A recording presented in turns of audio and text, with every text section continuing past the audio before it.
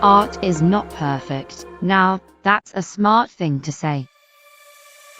Thank you for joining me, yet again, in this one crazy art journey. No shout-outs for today. Let me first explain how the art process works, so I will be able to explain things a lot more effective. For you smart little boys, let me chew it for you, and I will spit it out, so you'll be able to digest it. You know what I'm talking about, right? Like in the Discovery Channel, or the National Geographic Channel, the scene goes like this. Big mother birdie feeding its baby birdies with chewed up worms. Well, big mother birdie would spit it out to baby birdies. I know it sounds disgusting, but that's just me caring for my fam. Step 1 is sketching the outline. The outline's sole purpose is for you to get your proportions right, and some people would say, what the crack? It's the training wheels for newbie artists. Well, here gives a sheet of paper anyways. I use it to make life easier, not harder. You can call this the rough draft, the foundation, in which you would refine as the art process goes.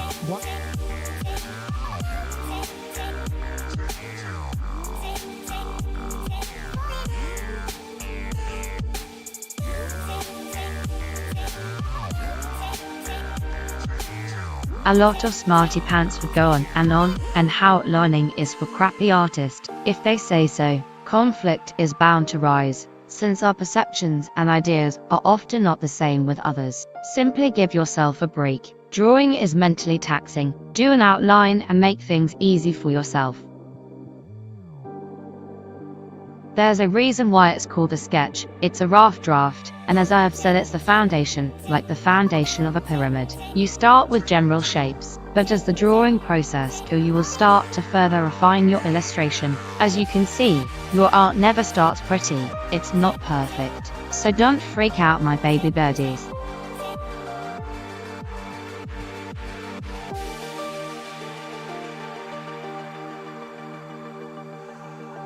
Step 2, coloring. It is the process of art of applying color. You betcha I did Google that. Anyhow, people would rather go monochrome. If you think about it, it means one color, but you see 3 or more colors stuttered in that illustration, which defeats the idea of monochrome. Funny, ain't it? Did you know that black is a mixture of all colors? But anyway, monochrome is easy, or sometimes they'll just shade it or smudge it a bit, for the sole purpose of saving time, or you're too damn lazy to color it. Anyway, I digress.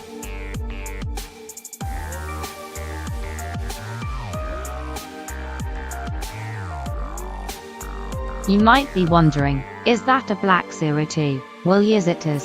I did draw a black 02. Hopefully no one will get offended for the reason. It's art. Anyway, I like how the shading values range from light brown to midnight black. Just imagining makes me wonder. That's the traits you'd need if want to be a hide-and-seek champion. Truly a magnificent specimen.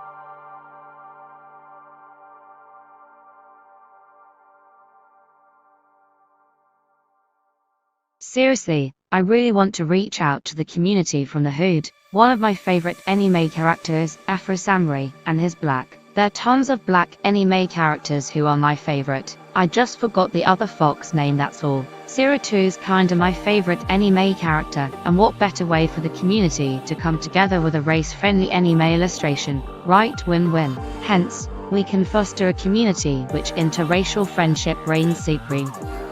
As an artist, we venture out to the cold pitch midnight black, blinded by our dreams, hoping that we would struck success and embrace its warmth, or go down swinging as artists. No, as a warrior, sets out on a long, hard and stiff journey. It may hurt at first, but soon you would start to enjoy it. Like my grandpapa used to say, art is a journey of a free soul. Yeah, it says free. So if a random punk says otherwise, do introduce your knuckles, and say these words exactly. Veni vidi vici. It means I came, I saw, I conquered your stinky ashtray brow. Just a disclaimer. These art processes are mere simplified versions of the art process. Like I said before, each art journey is unique and is not perfect.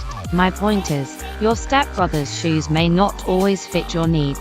Anyway, the final step is detailing. I like to call it that. In this process, you'd be refining your work, correcting anything you might find that is out of place, This part of the process requires experience and knowledge learned through hours of grinding. Sounds familiar, right? It's a common term for role-playing gamers out there. I'm sure you may have already played a role-playing game before. The concept of the game is to level up and get stronger. And as you level up, you get unique skills as well. Same thing happens in real life.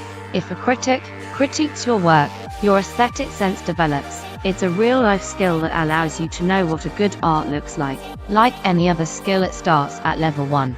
You need to grind to level up such skills. And this goes hand in hand with drawing mastery. Even though you may have some unique skills in hand, you also need to buff up your stats, like your drawing dexterity, drawing agility, and so on. You improve this through practice, by drawing, and like in the game, gaining experience is tough. You need to be smart. Pick your targets carefully to get the most experience. It's like killing a level 1000 dragon versus killing a level 1 slime. You do the math. That's just my perspective into things. The video is for educational purposes only, and for more badass and explicit videos, do subscribe. It helps you to be notified for the next chapter's conquest. And do step on the like button, as it helps the algorithm of this video. Till next time, and thanks for watching, you stinky sailors. 2